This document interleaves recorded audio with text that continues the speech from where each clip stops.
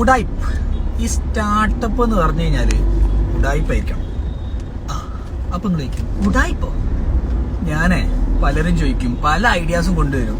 എന്നിട്ട് എനിക്ക് അത് ഉണ്ടാക്കണം ഇത് ഉണ്ടാക്കണം. അപ്പൊ ഞാൻ പറയും ലീൻ സ്റ്റാർട്ടപ്പ് മെത്തഡോളജി ഫോളോ ചെയ്യാൻ പറയും.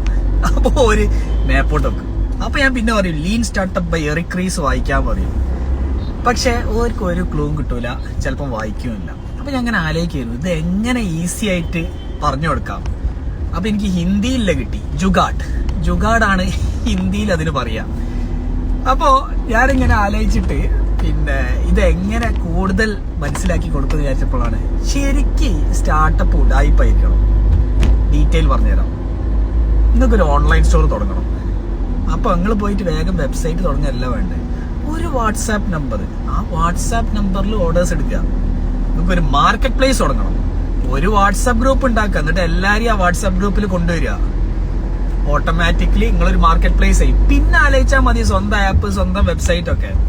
അപ്പം ഉഡായിപ്പ് ചെയ്യുക. And that is called minimum viable product. ആ മിനിമം വയബിൾ പ്രൊഡക്റ്റ് നിങ്ങൾക്ക് ആൾക്കാർ കാശ് തരാൻ തയ്യാറാണോ? അപ്പൊ ആലോചിക്കുക വെബ്സൈറ്റോ ആപ്പോ വാട്ടെവർ.